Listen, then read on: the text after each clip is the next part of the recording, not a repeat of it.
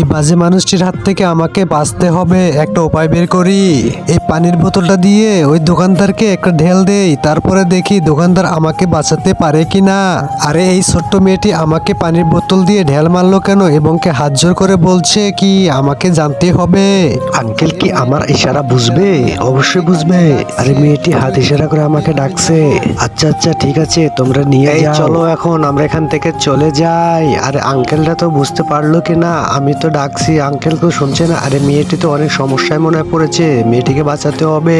আঙ্কেলকে বাজারগুলো দেখিয়ে নেই। আঙ্কেল দেখো আমরা কি কি বাজার করেছি, কত টাকা হয়েছে। আচ্ছা আচ্ছা ঠিক আছে, তোমরা এখন চলে যাও। আরে মেয়েটির তো এছাড়া আমি কিছু বুঝতে পারছি না, মেয়েটি মনে হয় অনেক সমস্যায় পড়েছে, মেয়েটিকে আমাকে বাঁচাতেই হবে। চলো আমরা এখান থেকে চলে যাই, চলো চলো চলো।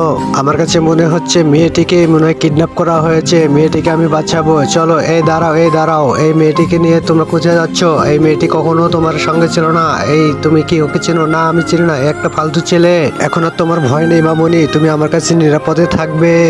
মাকে ভালোবাসলে ভিডিওতে লাইক দাও, মাকে ভালোবাসলে চ্যানেলটি সাবস্ক্রাইব করো, মা বাবাকে দুজনকে ভালোবাসলে চ্যানেলটি লাইক সাবস্ক্রাইব দুটোই করে দিও।